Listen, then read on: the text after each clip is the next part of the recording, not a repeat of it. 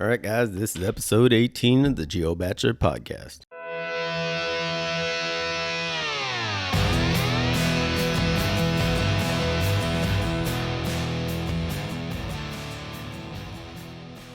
Welcome to the Bachelor podcast, a show about everything but nothing at the same time. Two guys that took jobs away from their families and living the Bachelor lifestyle.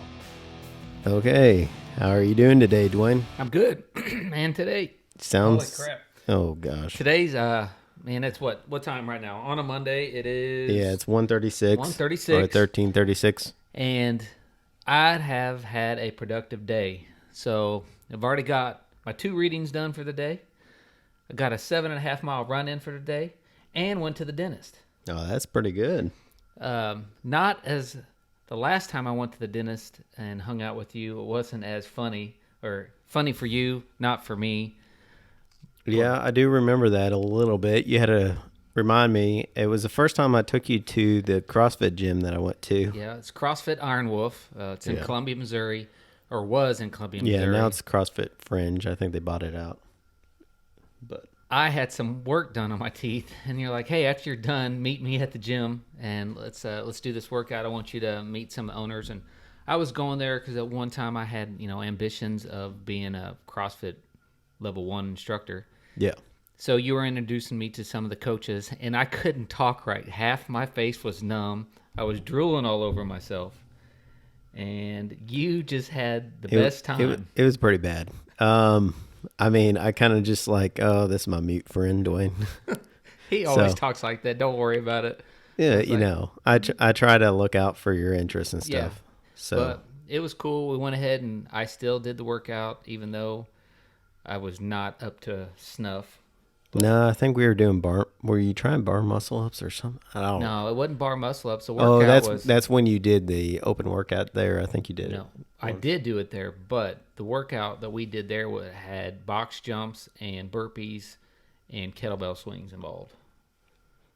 Not my favorites. Yeah, you didn't. I had half a numb face and still kicked your butt. I don't recall that at all. But anyways, so let's get into this episode. We're going to switch kind of lanes a little bit. In this episode, we're going to dive into types of leadership. Why are we doing this? Well, pretty much Duane said so. So I guess we're going to do it. It's not really my type of forte. I do like leadership, but all joking aside, leadership techniques are very important to us. And in our job, it is key. So we try to look at different type of leadership techniques and stuff like that. But would you like to introduce the type of leadership that you're going to talk about? So I was having a conversation this weekend with Scotty, and he was very interested in, since you're a narcissist or self-proclaimed narcissist. Yeah. What your thoughts are on servant leadership. So I texted you last night. Yeah. And the first thing that comes out of your mouth is, I don't want to do it. Yeah. I honestly, I kind of read the synopsis of it and stuff, and I was totally against it. It seemed like kind of like a backseat leadership from the generalization that I got, kind of like, not like, I like more of an invasive type of leadership, I think. And it's probably part of the, just how we're brought up and stuff like that. The type of environment that we work in and stuff like that. People that we deal with. So, what? You just said and stuff like that twice in one sentence. Look, we're not going to bash on me. But anyways, I did find a whole bunch of different aspects that I think I could take from the servant leadership model and try to use those in everyday life and stuff. And also, I think it would be a good chapter in your book. Yeah. How's the book coming? The book is, it's on a standstill. We'll get more into goals and stuff like that. After what you sent me here, this is a good start to that chapter. Yeah. Well, most of it, the way I learn, of course, is via podcast. I do read, but it's not I prefer to listen than But you have a goal of reading 6 books this year. Yes. Have we even started on a book? Yeah, I'm 50% in. All right. So, But anyways, I cheated a little bit from last year too. Carrying over. Yeah.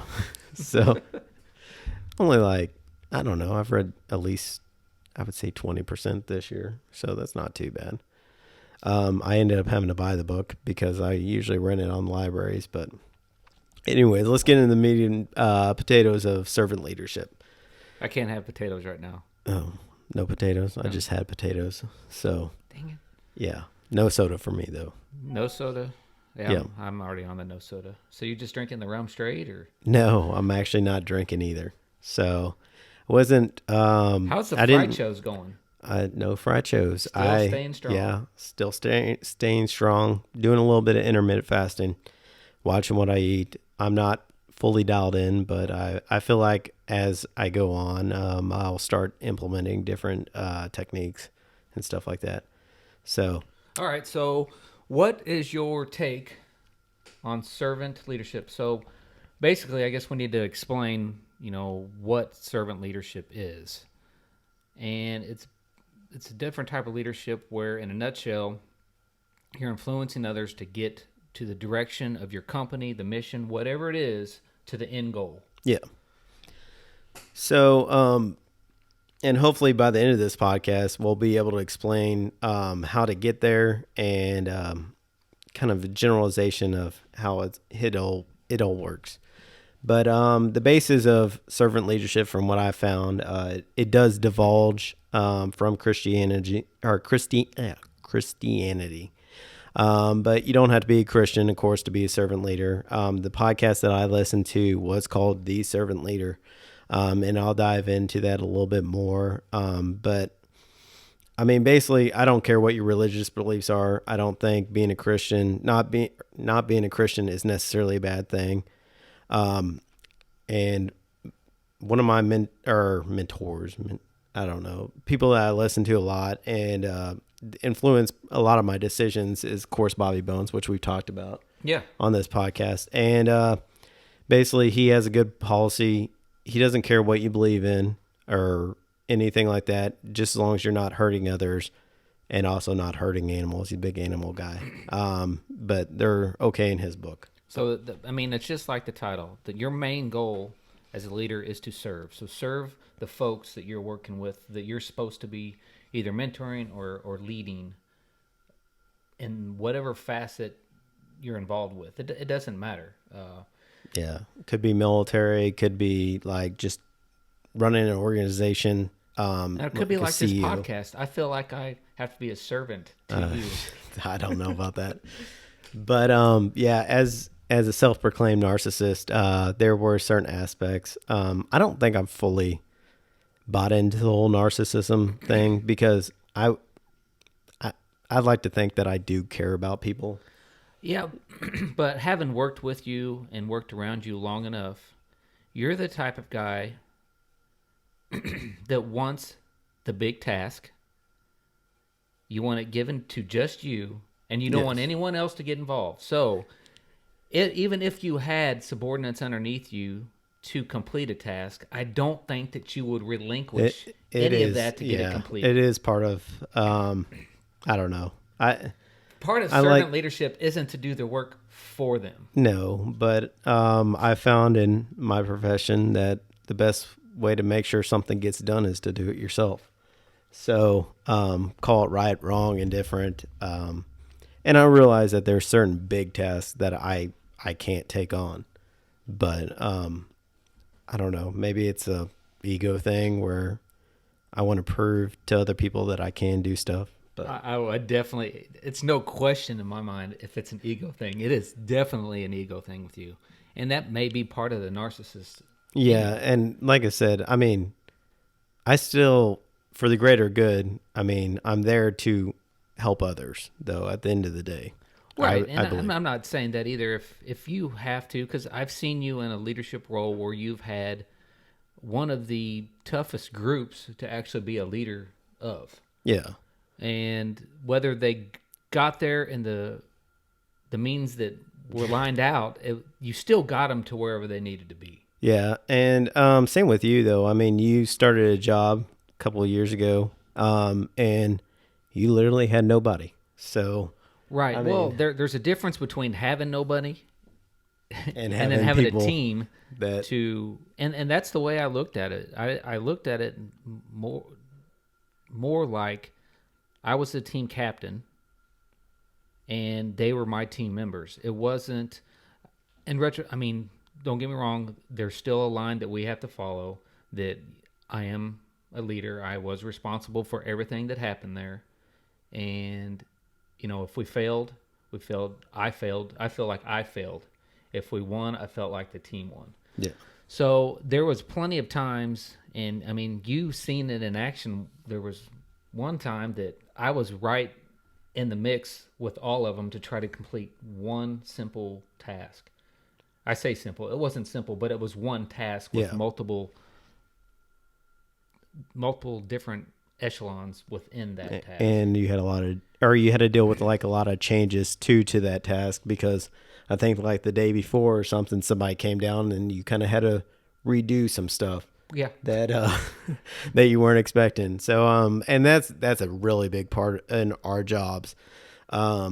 Prepare for like the the unknown, I guess, Right. or I mean like And stuff changes. and there was a good point in here when you sent me this is there's been plenty of times we both had to instruct someone how to do something 6, 7 different times. Yeah.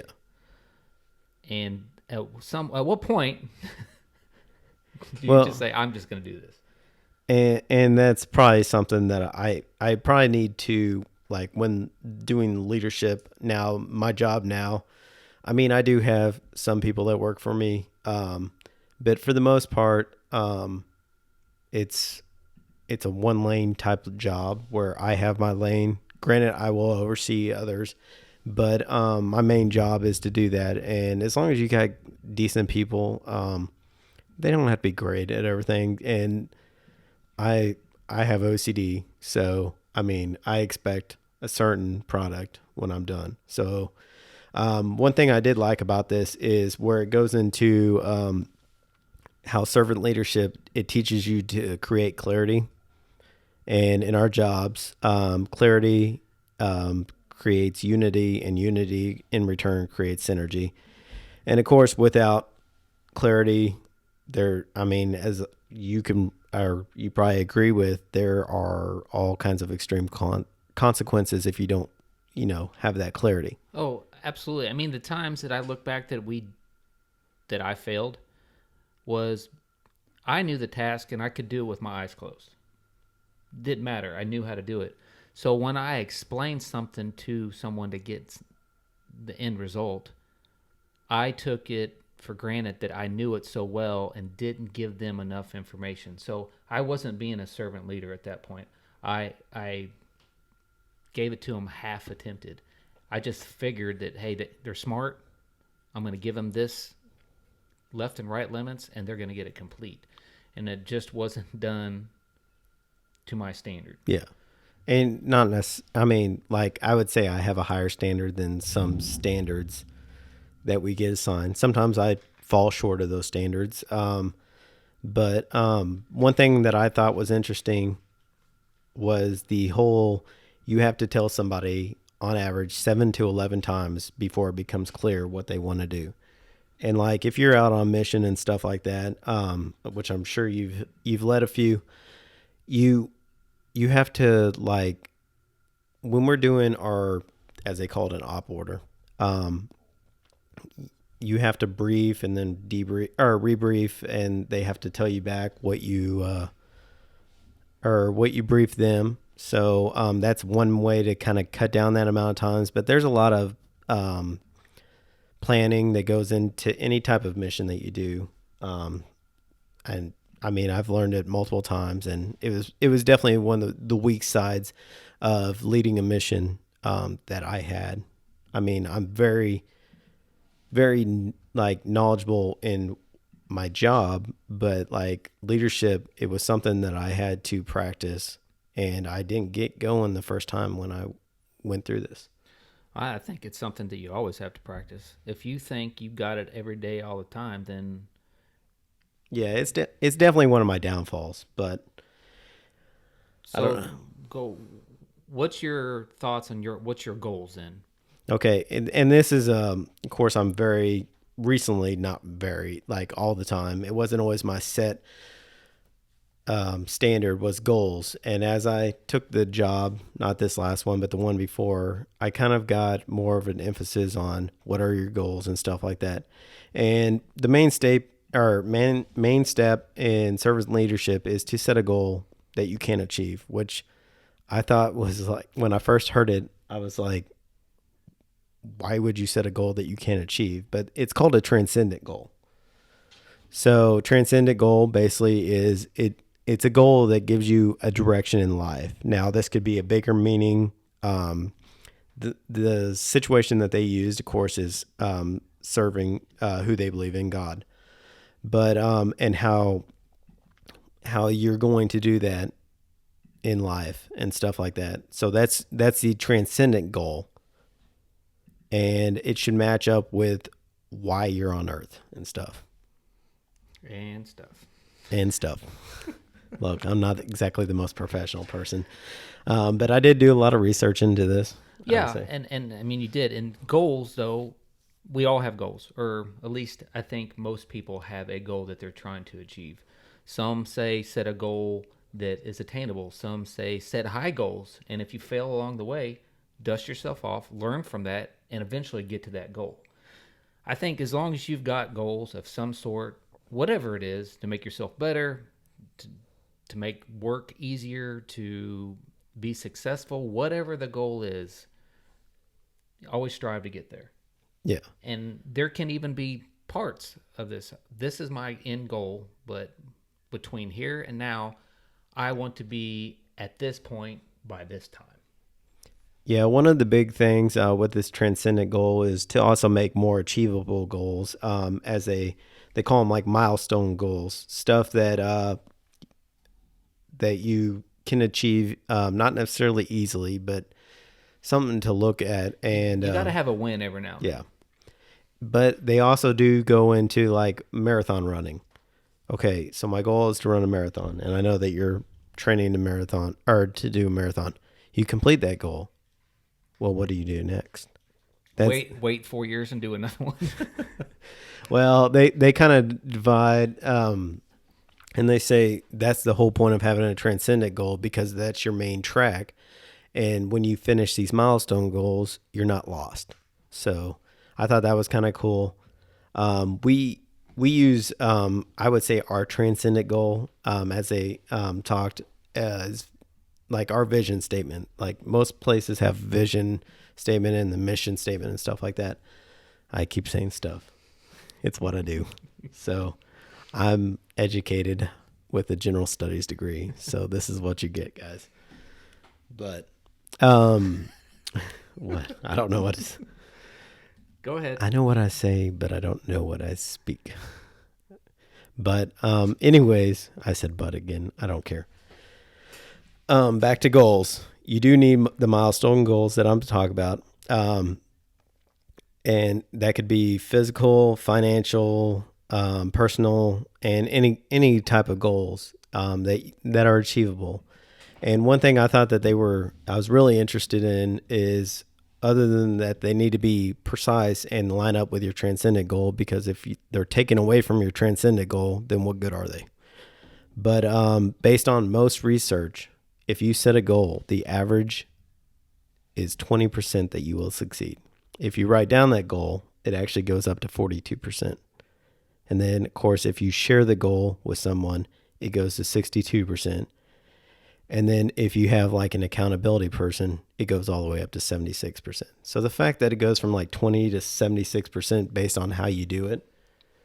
Well, and think about that in our work, right? And in most works, even my wife's with what she does for web design and running a website for an organization to make money, like shop on. That you sit down with them, you set a goal, you write it down in there, and 9 times out of 10, if you're doing that goal with them to meet whatever standard it is that you're trying to meet, be it a dollar amount that you have to sell for a year, or you have these inspections and we need you to get us there. If you do that with them, if you're in the trenches with them, going towards that goal every day, you're going to be more successful than if I was just to give you this goal and said, hey, this is the goal that I'm giving you. You better make it. Yeah. So I agree with that. Yeah, and I just thought it was weird, the different percentage rate. So Well, think I've about never it. seen it like wrote down like that. Well, but but the way we you do. explained, But we do write it down. yeah, You've gotten counselings yeah, that have these set goals when you first come into something. My wife gets it every year. When I worked for the patrol, they gave me goals that I had to meet every year, or we met as a group. So it goes along with so many different things.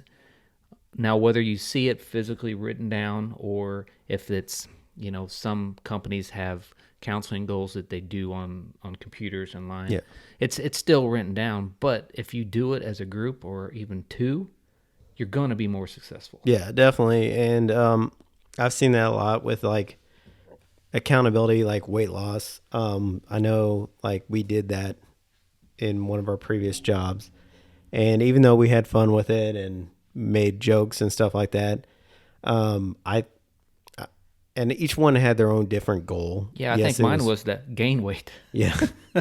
So it wasn't necessarily weight loss, I guess. It was an eating or some kind Yeah. of weight or eating challenge or something. Not the eating challenge as to, hey, can you eat a large pizza in this amount of time? No, we had those too. Definitely, Scotty cleaned up on those. So apparently he can eat 2 medium pizzas and run a 2 mile. But either way, we had to nix those Employee of the Month awards right after I won it. I was a little mad, not for eating. Can't even remember what it was, but I finally won it, and then we had to take it down. But either way, that right there kind of like made me more interested in it. I'm not fully bought into the whole servant leadership, probably because I don't know.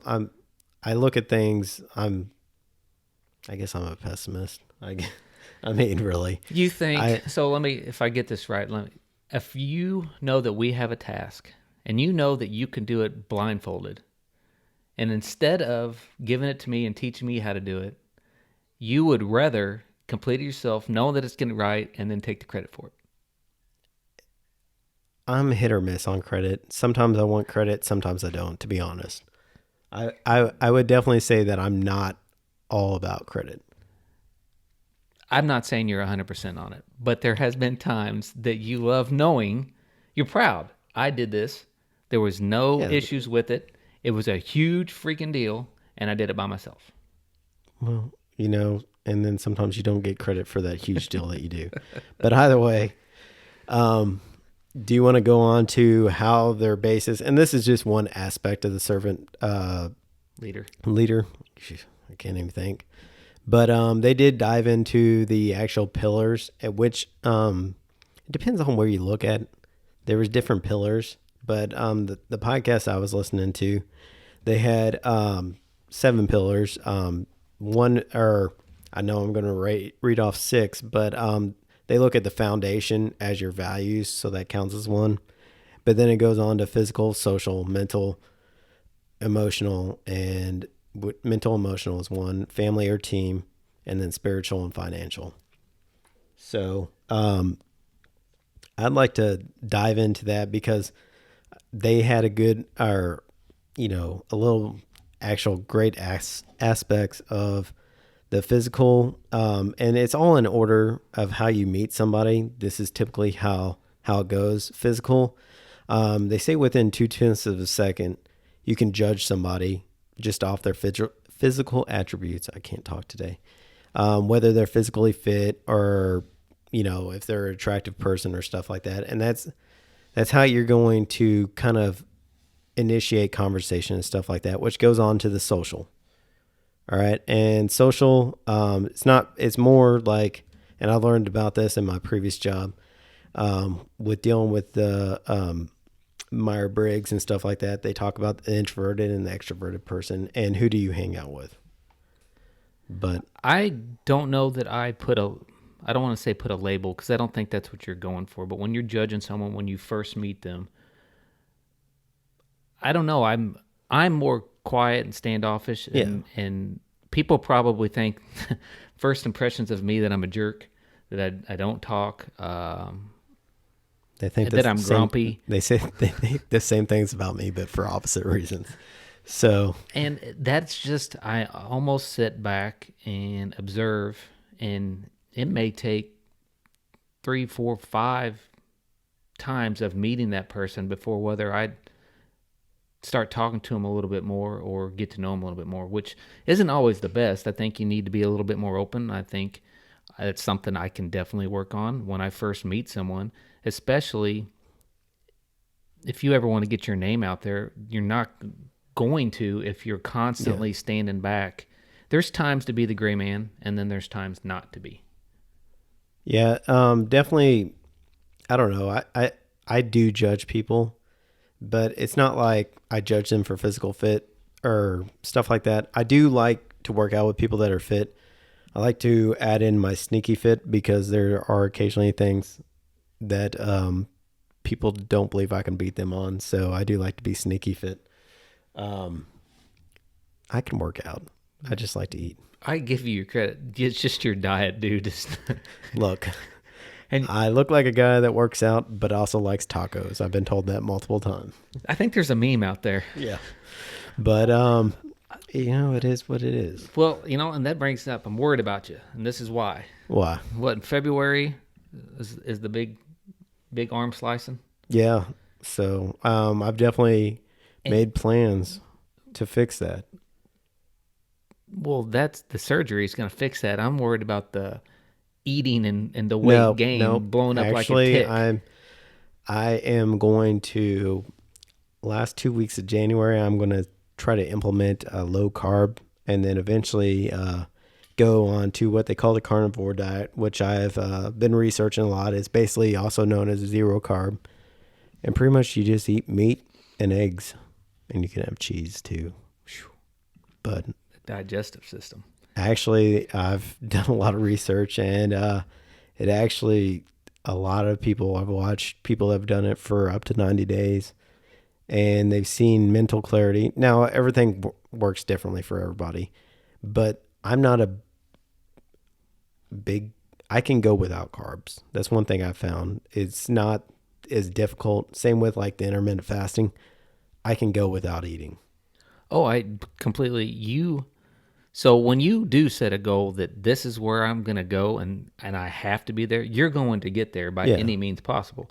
But when there is nothing to work for, it's just anything goes, I'll baby. admit, and especially over this last year, I don't know if it's like the change. It Oh, was it's before the definitely the job. change. I would say it was before the job. I don't know. I mean, I just was like, do enough to get by and see how it goes. And so far I've done it, but now it's time for a real change. I realize that I'm not going to be able to work out as much as I want, which is going to drive me insane. Well, yeah, because that's your thing. I will be in the gym. I promise you that. Besides, video games and YouTube and I the don't podcast, I your dive jam into- is working out. Yeah, it's what I like to do. It's my exit strategy, like how I get away from the role, even though I'm in a gym with people working out and stuff. But Oh yeah. it's definitely how I do that. But anyways, I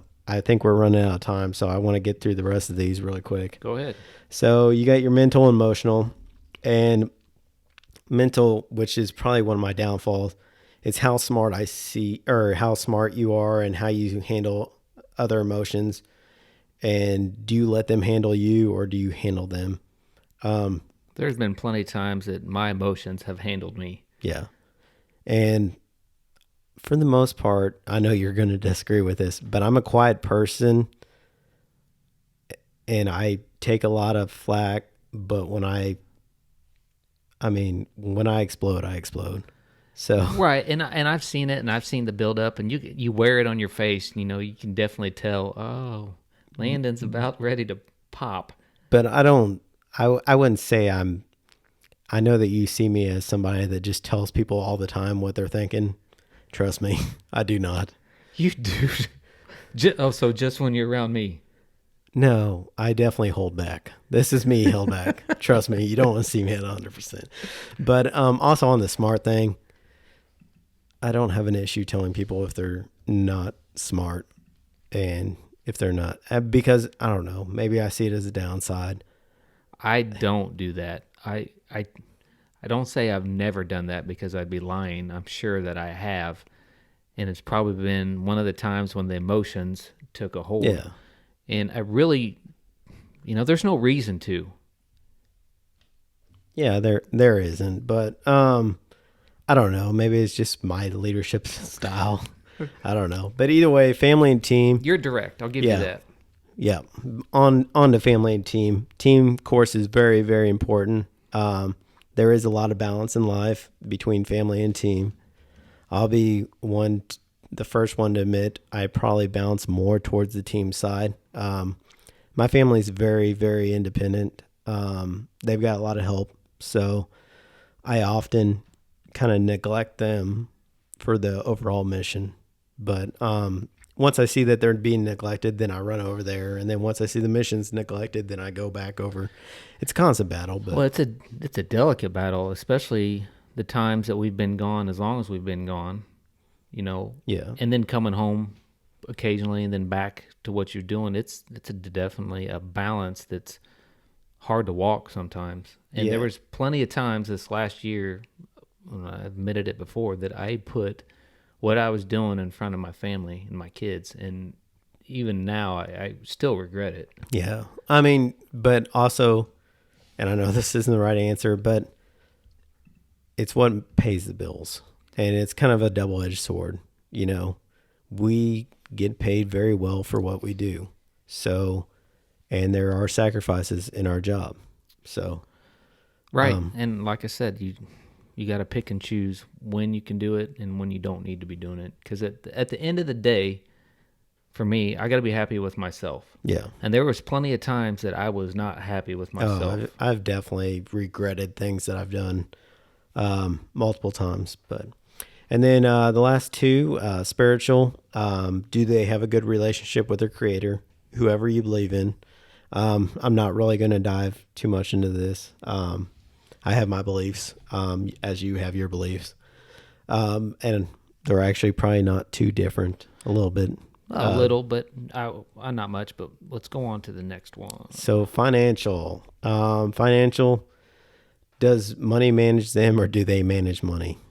I like nice things. I'll be the first to admit. And this is probably one of my downfalls to the whole servant leader, picture. I like nice things. So well, I think most people like nice things. It's just how many nice things that you need. And is it a necessity, or is it something that, hey, this is just what I want? There's no rhyme or reason. I look at it as I do this job and it gives me money to buy stuff. So I spend that money. I'm not as bad as I used to. I used to spend money I don't have. Well, I think your wife reels you in a little bit more. She does. But either way, those are the 7 pillars total. These are also very good to base goals on when you're looking at them. And you can use multiple pillars. As the podcast I listened to, they were saying, well, you can have a workout group. Well, that also includes social. So definitely that is stuff that you need to look at. And I mean, they go on and on in this podcast. It's very many episodes. I think I listened to 10 of them, about 30 minutes apiece. So, yeah. So what was this podcast you were listening to? It is actually called the Servant Leader. It is the guy that's on it, David Kuhnert. He is actually, I did a little research on him. He's a sergeant major, command sergeant major in the Army, or was. His is more based on religion. It is a religion-based podcast. But he also wrote a book called Servant Leadership, Influence in Others, and How to Get There, and by leading a transformational life. sorry. But either way, I think that pretty much concludes our podcast. I didn't think that you thought we weren't going to be able to talk about this. Well, I just said, let's get into it and see how long it goes. And then, have some stuff on the shelf, which there's one that I do want to put out there. You were speaking of podcast. I learned about this new one called Gladiator. It's on Aaron Hernandez, and it goes into, I'm only on the second episode. Wife and I listened to both, first one and second one yesterday, and it really goes into what this cat went through. And for those of you that don't know who Aaron Hernandez is, he was a tight end for the New England Patriots that was charged with murder, I think involved with 3 different murders, and was arrested. And you're talking a guy that his second year signed a $41 million contract with like a sign-in bonus to include. So this 23-year-old kid, multimillionaire, and I haven't listened to all of it, and I don't want to ruin it for anyone that wants to, but it's kind of crime, kind of history. If you're a sports fan, if you're into investigations and things that people are trying to figure out that you may have questions for, this is a good one to listen to. Yeah, he definitely got involved. I mean, he came from a very rough growing up, and was in gangs and stuff like that, and pretty much couldn't separate the two, which is often kind of hard to do. But yeah, I know a little bit about the. I know that there's a TV show too. I haven't watched it or anything like that, but I've listened to a few things on ESPN about Aaron Hernandez. So it's a good listen. If you want something to listen to, check it out. Let us know. But as always, like, subscribe. You can reach us on Facebook. We're also on Instagram at the Geo Bachelors. Yep. And Facebook on Geo Bachelor Podcast. Pretty much everything else Geo Bachelor Podcast. I'm sorry I took over your podcast this episode. I felt like I talked a lot. That's all right. Well, this was all dissolved from a conversation that I had over the weekend. Hey, Landon is this self-proclaimed narcissist. What's his thoughts on this? And I thought, you know what? We can dive into this. And were you surprised by my, how much work I put into this? When you text me that that book, I'm like, holy crap. And then, I'm not going to lie, I seen it at the very bottom, and you had some dude's name. You thought I copied and pasted. I thought you copied and pasted every word of it. This hurts me so bad. But anyways, that is the end of our podcast. I have a few special, while I was waiting on you to get done at the dentist, I decided to record some intros. So, we'll see how you like it. Stay tuned, folks. Yeah, I consider myself a voice guy. I'm still laughing. I'm still laughing. I'm not really a voice guy, but let us know what you think. If you like the episode where Landon talks about what episode we are in with different languages, listen to this one. It's not different languages, but just different voices. Different voices. So hope you all enjoy. And let us know what you think about this type of podcast, with where we go kind of into a leadership technique, not so, jokingly and stuff like that. So, jeez. All right, folks, have a good one. All right, ready, out. Hello, this is episode 18 of the Geo Bachelor Podcast. Hey, my name's Landon, and you're listening to episode 18 of the Geo Bachelor Podcast. Hey guys, we're back. That's right, episode 18 coming at you. Hello, this is episode 18 of the Geo Bachelor Podcast. This is Kermit the Frog here, coming to you from the lily pad, listening to episode 18 of the Geo Bachelor Podcast. Kermit the Frog here, coming to you from the lily pad. I hope you enjoy episode 18 of the Geo Bachelor Podcast. Hey, you know who it is. You're one. You're only the person you dream about at night. This is Landon from Geo Bachelor Podcast, and you're listening to episode 18. This is episode 18 of the Geo Bachelor Podcast. I'm Batman. This is episode 18 of the Geo Bachelor Podcast.